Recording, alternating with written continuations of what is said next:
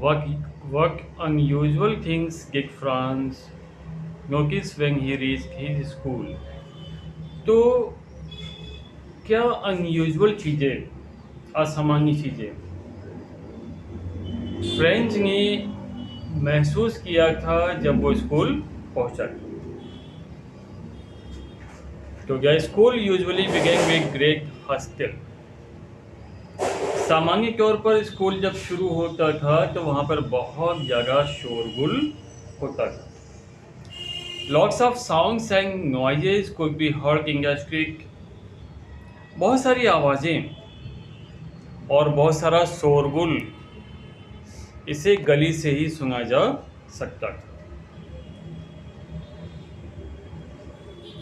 For example, उदाहरण के लिए, the opening and closing of desk could be heard. Desk यानी मेज की रैक को खोलने बंद करने की आवाज़ें या डेस्क को खिसकाने की आवाज़ें आगे पीछे।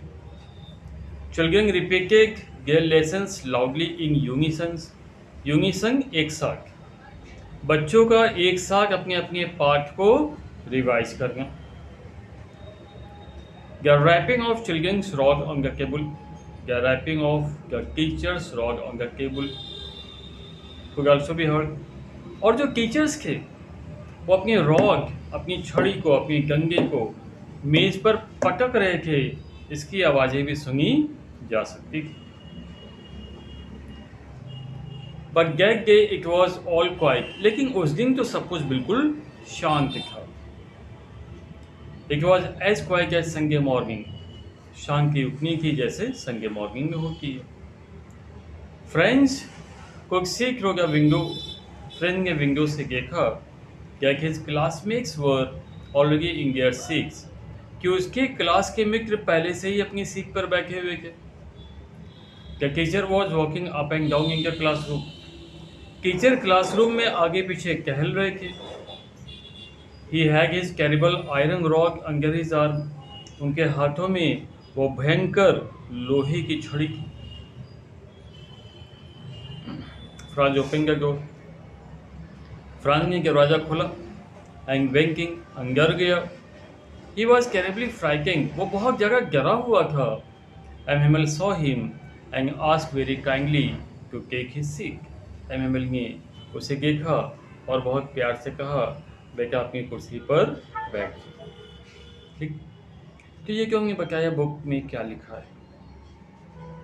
अब अगर बोर्ड में आता है तो आप कैसे लिखोगे, क्योंकि थोड़ा मैटर आप बुक का लिखते हो, थोड़ा मैटर आप जो बुक से लेसन पढ़ते हो उसका मिक्स करते हो, थोड़ा आप मैटर लिखते हो जो हम आपको समझाते हैं उसमें का मैटर होता है, थोड़ा आपके दिमाग का भी मैटर होता है, मिक्स करके क्वेश्चन लॉन्ग का बनता है। सभी बच्चे इसी तरह से लिखते हैं।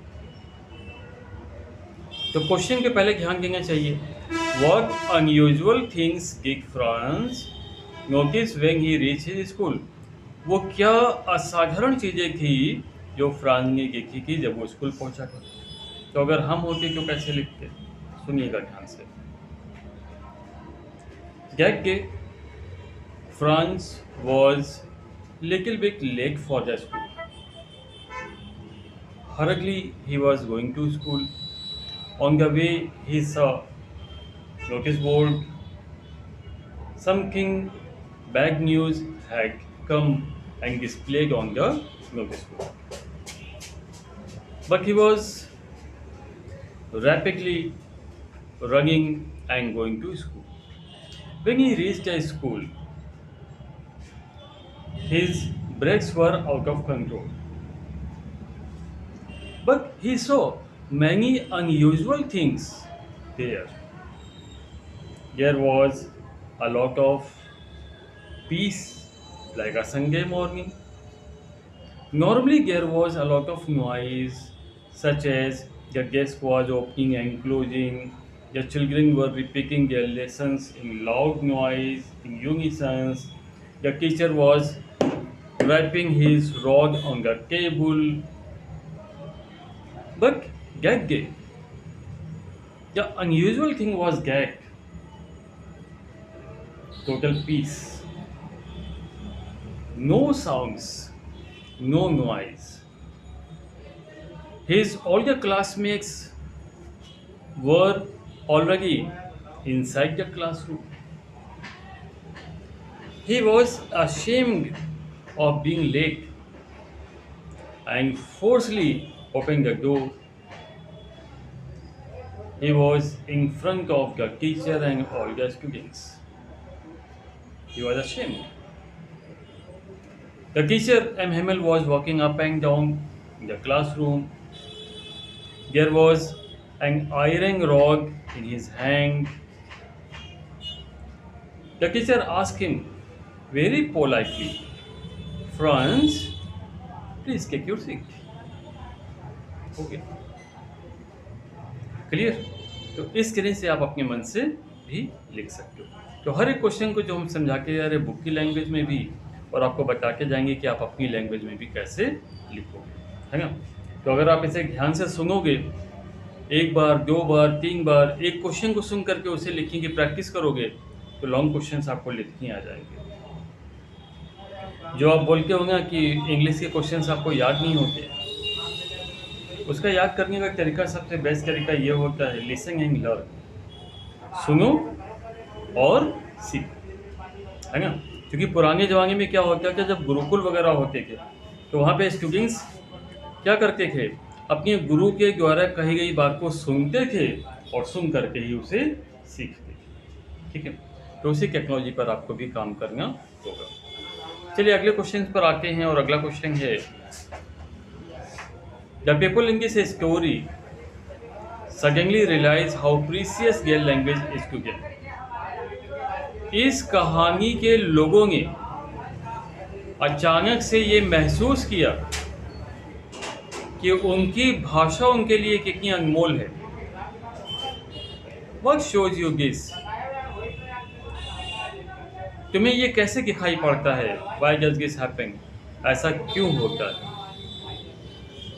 पहले बुक का matter. The order from Berlin imposes German on the French speaking people of Alsace. Berlin से आदेश आए थे कि एल्सेस के स्कूलों में जहाँ के लोग फ्रेंच बोलते थे वहाँ पर अब जर्मनी पढ़ाई जाएगी। It makes all the difference, इसी से सारा डिफरेंस हो गया। The order arouses patriotic feelings among the people. इस आदेश से लोगों के अंदर की देशभक्ति की भावनाएं जागृत हो गई। Suddenly they realise how precious their language is to them. अचानक से उन्होंने महसूस किया कि उनकी भाषा उनके लिए कितनी महत्वपूर्ण है। The people of Alsace were earlier indifferent to their language. Alsace के लोग इससे पहले अपनी भाषा से ही अनजाने थे। But now they develop a new found love for French. लेकिन अब उनके मन में फ्रेंच भाषा के प्रति एक नया प्यार उत्पन्न हो गया था। M Hamel goes on to declare that French is the most beautiful language in the world. M Hamel ने ये घोषणा कर दी थी कि फ्रेंच दुनिया की सबसे खूबसूरत भाषा है। It is the clearest and the most logical language. ये स्पष्ट भी है और सबसे ज़्यादा तर्क संगत भाषा है। Even the village elders seem to endorse M Hamel's views. और गांव के जो बड़े बुजुर्ग थे वो भी एम हेमेल के विचारों से सहमत थे। They come and sit there on the back benches. वे भी आए थे और पीछे की बेंच पर बैठ गए थे। In this way, they show their respect for their language. इस तरह से उन्होंने अपनी भाषा के प्रति अपनी रिस्पेक्ट को शो किया था। That is theirs no more. जो अब उनकी राष्ट्रभाषा नहीं रह गई थी। All of them hate the foreign language German being imposed on French speaking people. सभी लोग नफरत करते थे विदेशी भाषा जर्मन से जो फ्रेंच बोलने वाले लोगों के ऊपर थोप दी गई थी। Their patriotic feelings unite them for the cause of French. उनकी देशभक्ति की भावनाएं उन्हें एक कर रही थी फ्रेंच के लिए। इवन फ्रांस ग्रोज सेंटिमेंटल, यहाँ तक कि फ्रांस की भी भावनाएं जागृत हो गई थी। This is his last lesson in French. French में ये उसका अंतिम लेसन था। He feels sorry for neglecting his lessons in French. उसे दुख हो रहा था कि उसने फ्रेंच में अपने पाठ को नज़रअंदाज किया। Now he develops a craving for French. अब वो फ्रेंच के लिए तड़प रहा था। And the teacher who taught it, और उन अध्यापक के लिए भी तड़प रहा था जो उसे फ्रेंच लैंग्वेज पढ़ाते थे। क्लियर? चलिए अब इसी क्वेश्चंस को हम लोग बात करेंगे कि अपनी लैंग्वेज में हम कैसे लिख सकते हैं। तो क्वेश्चन वही है कि इस कहानी में लोगों को अचानक ही ये एहसास होता है कि उनकी भाषा उनके लिए कितनी कीमती है। आप इस बात को कैसे देखते हो अर्षद, क्यों होता है? ठीक, तो the people living in else's speaking the language French, but the order has come from Berlin, like in the school of Alsace. The German language was taught. This order created a very big impact on the people of Alsace because they were French-speaking people. They did not like the foreign language German at all. Their patriotic feelings arouses, and they all felt how important their national language French was for them. This was the only reason why the village people,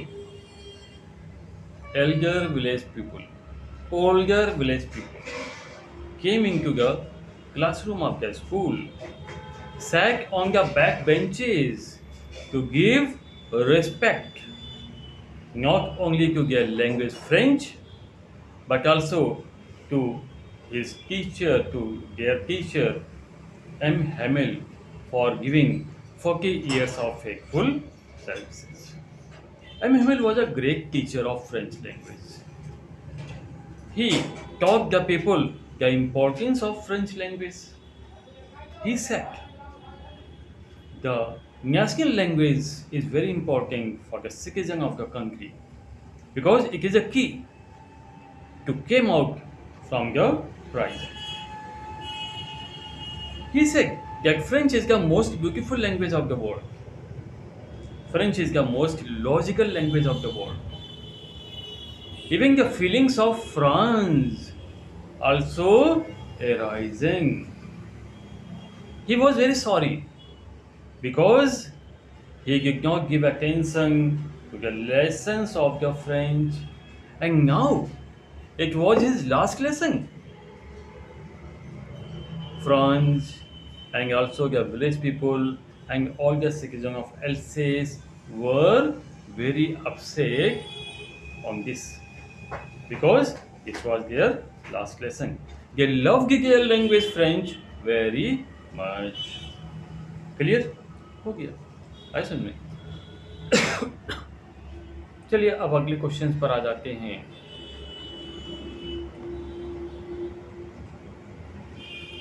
और अगला question है, how did the announcement of the last lesson effect of France?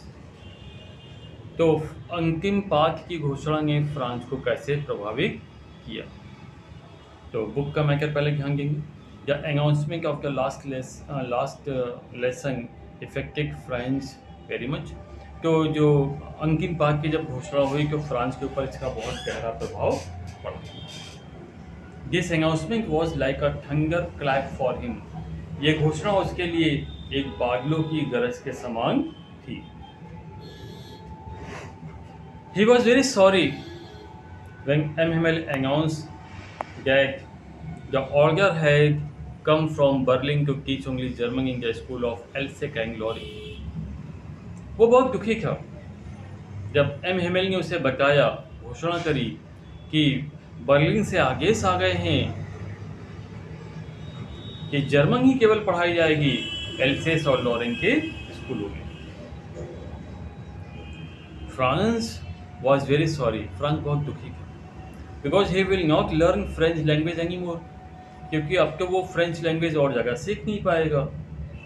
This was their last French lesson, ये कि उसका French का आखिरी lesson था। He was regretting not to learn his lessons carefully, उसे पछतावा हो रहा था कि वो अपने लेसन्स को ध्यानपूर्वक सीख नहीं पा रहा था। नाउ हिज बुक्स सीम हिज ओल्ड फ्रेंड्स, अब ऐसा लग रहा था कि उसकी किताबें उसकी पुरानी मित्र बन गई। And he did not want to give them up, और वो उनको छोड़ना नहीं चाहता था। He did not want to give up M Hamel too, वो एम हेमल को भी छोड़ना नहीं चाहता था। He forget all about M Hamel's cranky behaviour and ruler, वो एम हेमल के क्रैंकी बिहेवियर को और उनके रूलर को पूरी तरह से भूल चुका था। क्लियर? तो क्वेश्चन वही है आपका कि लास्ट लेसन की घोषणा का क्या प्रभाव पड़ा फ्रांस के ऊपर। तो Franz was a little boy, Franz एक छोटा सा लड़का था। He was studying in the school of Alsace, वो एल्सेस के एक स्कूल में पढ़ता था। M Hamel was his master, M Hamel उसके गुरु थे। M Hamel gave him homework of participles, M Hamel ने उसे पार्टिसिपल्स पर होमवर्क दिया था। But that day Franz was little bit late reaching to school, but उस दिन फ्रांस स्कूल पहुंचने में थोड़ा सा देर हो गया था। व्हेन ही रीच्ड हियर, जब वो स्कूल पहुंचा, ही केम टू नो, उसे पता चला that this was the last lesson, कि ये उसका आखिरी लेसन है। Because the order has come from Germany, the order has come from Berlin to teach only German in the school of Alsace and Lorraine, कि भैया Berlin से आदेश आ गए हैं कि अब तो केवल जर्मन लैंग्वेज ही पढ़ाई जाएगी एल्सेस और लॉरेन के स्कूल में। French was very sorry, France was very sorry, France बहुत दुखी था, because this was his last French lesson, क्योंकि ये उसका आखिरी फ्रेंच लेसन था।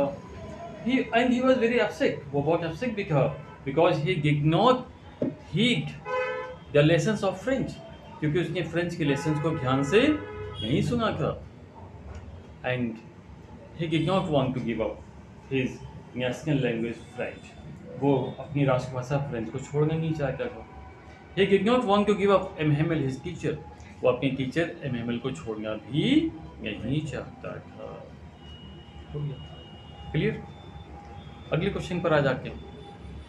What was the scene inside the class when Franz reached the school? जब फ्रांस स्कूल पहुंचा तो क्लास के अंदर का दृश्य क्या था? चलिए इस पे ध्यान दें। When Franz reached the school, जब फ्रांस स्कूल पहुंचा, the scene inside the class was unusually very quiet. Class के अंदर का दृश्य बिल्कुल शांतिपूर्ण था, very quiet, बिल्कुल शांतिपूर्ण। Unusually when school began, सामान्य तौर पर जब स्कूल शुरू होता था, there was a great bustle, वहाँ पर बहुत शोर होता था। Which could be heard out in the street, जिसे गली से ही सुना जा सकता था। He saw his classmates had already taken their places. उसने देखा कि उसके क्लास के बच्चों ने ऑलरेडी अपनी जगह ले रखी थी, अपनी सीट पे बैठे हुए थे। And his teacher, M. Hamel, was walking up and down with a terrible iron ruler under his arm. और उसके टीचर अप एंड डाउन टहल रहे थे, अपने हाथ में भयंकर सा डंडा लेकर के लोहे का। Franz had to open the door and go to in before everybody.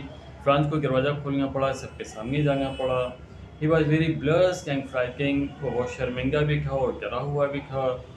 But when M. Hamel saw him, लेकिन जब M. Hamel ने उसे देखा, he said very kindly, उन्होंने बहुत प्यार से कहा, go to your place quickly, जल्दी से अपनी सीट पर जाकर बैठ जाओ। लिटिल फ्रांस, छोटे बच्चे, France, we were beginning without you, हम तो तुम्हारे बिना ही शुरू करने वाले थे। France jumped over the bench, France bench के ऊपर से कूदा and sat down at his desk, और अपनी डेस्क पर जाकर के बैठ गया। When he sat down, जब वो बैठा, he noticed, उसने ध्यान दिया that his teacher had put on his beautiful clothes, कि उसके टीचर ने बहुत ही खूबसूरत से कपड़े पहने हुए हैं. Beside it, the whole school seemed very strange and solemn. इसके अलावा पूरा का पूरा स्कूल बहुत ही विचित्र लग रहा था, बहुत ही शांत लग रहा था. One thing surprised Franz very much. एक चीज़ थी जिससे फ्रांस ने बहुत ज़्यादा सरप्राइज किया. He saw on the back benches the class there were people of village who were sitting like themselves. उसने देखा कि क्लास की बैक की बेंचेज पर गांव के बूढ़े लोग भी उसी के तरह से बैठे हुए. क्लियर. अब आ जाते हैं इसको अपनी लैंग्वेज में. तो what was the seeing inside the classroom when France reached the school. तो that day Franz was late for the school. He was going to school very fast. On the way, he saw notice board. There, some bad news had come from Berlin. But anyhow, he reached the ground of the school. There he heard the total peace. No sounds at all. There was peace like a Sunday morning. He saw from the window that his classmates were sitting on their seat. The teacher Emmanuel was walking up and down. There was an iron rod in his hand. He was ashamed. He was frightened, but he had to open the door. And came all of them in front of all of them. The teacher Emmanuel saw him and said very politely, "Oh dear student, you are late. We are going to start without you. Now go quickly and sit at your seat."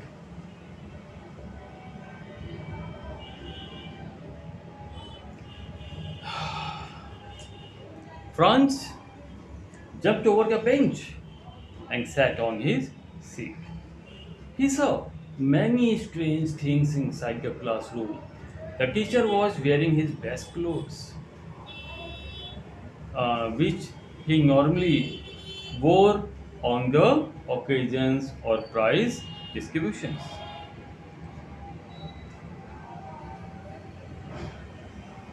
One more thing which was strange for the Franz, and that was that the older people of the village were sitting on the back benches like the other students. They came there to give respect to their French language and to give respect to their teacher Emmanuel for their 40 years of faithful services. Clear? समझ में आ गया? कर लोगे इसको learn practice? नहीं करोगे क्यों? कर लेंगे. पिछड़ के रहोगे, है ना? क्योंकि रोज ही कुछ ना कुछ